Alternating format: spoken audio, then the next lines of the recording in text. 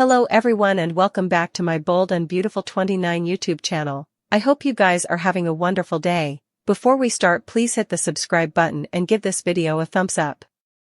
At Bill's place, Steffy tells Luna that she's a monster.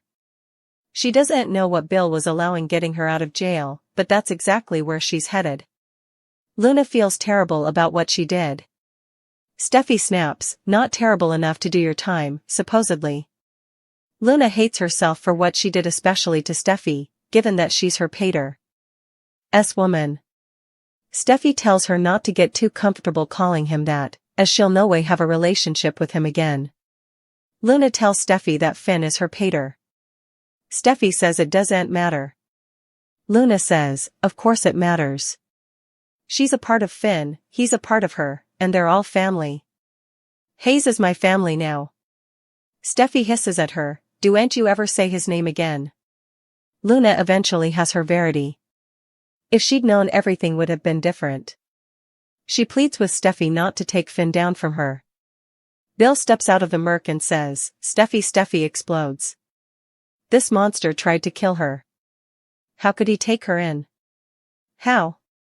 In Finn's office, he tells a case over the phone that occasionally what you did in the once affects you moment. This gives him pause. He disconnects and flashes to telling a shocked Steffy that Luna is at Bill's on house arrest. As Finn sighs, Sheila appears.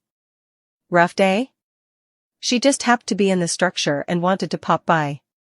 Finn tells his birth mama she shouldn't be there. I can't do this right now.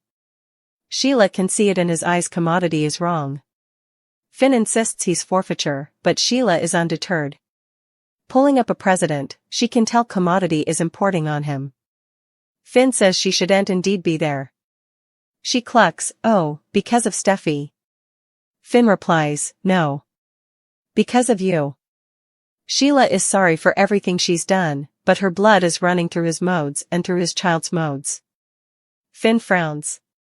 Sheila goes on about the pain she's felt wanting to be close to her child. "I lost out on the occasion to be your mama. And that's a loss that I'm going to have to carry with me for the rest of my life." At Forrester Creations, Hope urges Carter to tell Daphne it's time to go back to Paris moment. Carter questions, "Hope?" Hope asks why he's scrupling. Daphne crossed a line and betrayed their trust, so she has to go. Isn't that right, Carter? Hope declares that Daphne has no respect for them, or Forrester. Daphne denies that's true, but this isn't Forrester. She asks Carter if he thinks the company is better without the Forresters.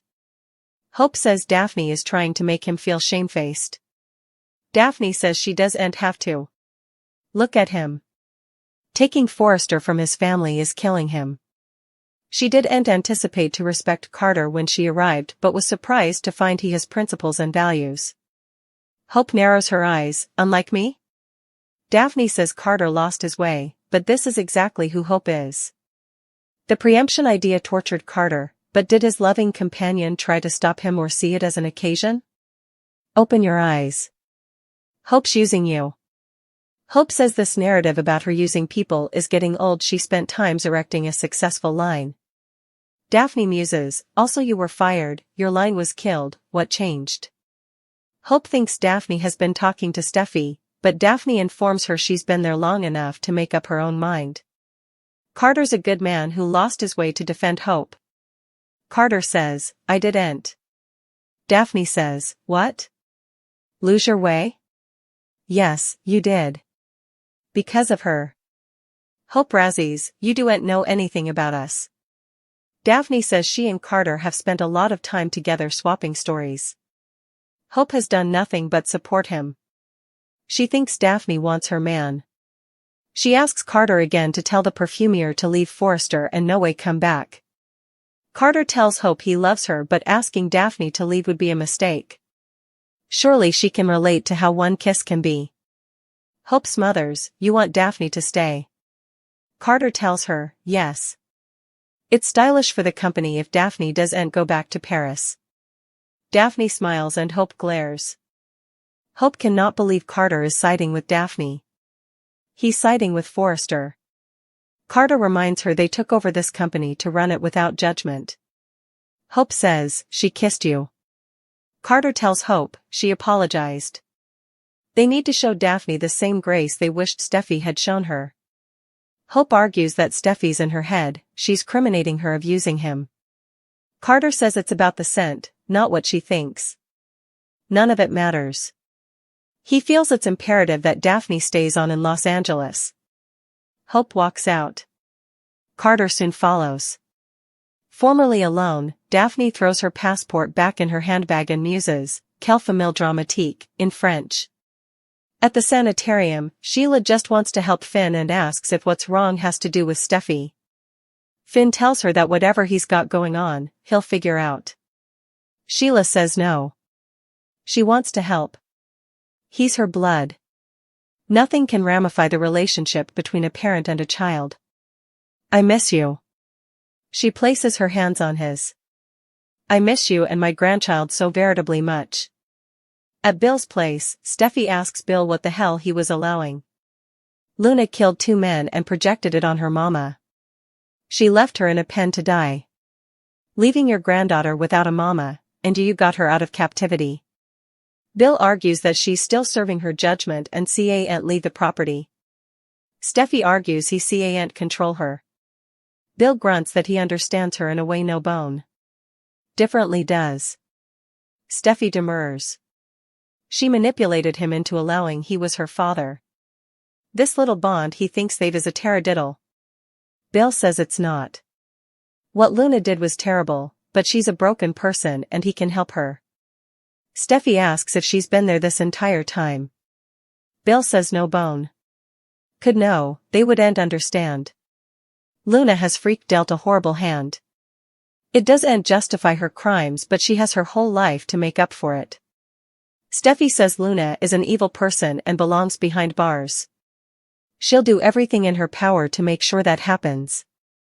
Bill taunts, "You'll do everything in your power to put your hubby's son back behind bars? To destroy any chance they've had a meaningful relationship? Really, Steffy? Are you sure that's commodity you could do?" Luna tells Steffy her life has been one bad dream after another. Steffy tells her to save the sob story. Luna argues that chancing out that Finn is her father makes her believe she has some good in her too. Steffy says she has no good in her, she's a killer. Luna argues that when Finn looked at her, he didn't see what she does. He saw his son. "I could feel his love." She goes on about them connecting and relating. "You're a parent, you understand that." Steffy reminds her she killed 2 men framed her mama. How did the child/parent bond work out for Poppy? Luna complains that she has no idea what it was like growing up with her. Finn was exactly what she was missing in her life. Luna wants to prove to Steffy, Bill, and Finn that she's a changed woman. Steffy screams, "You're out of your mind." Turning to Bill, she says, "And you Bill, you're so naive." Bill says people change. Steffy hollers, "Enough." She doesn't want to hear it. Steffy doesn't watch what Luna has to say. She killed 2 people.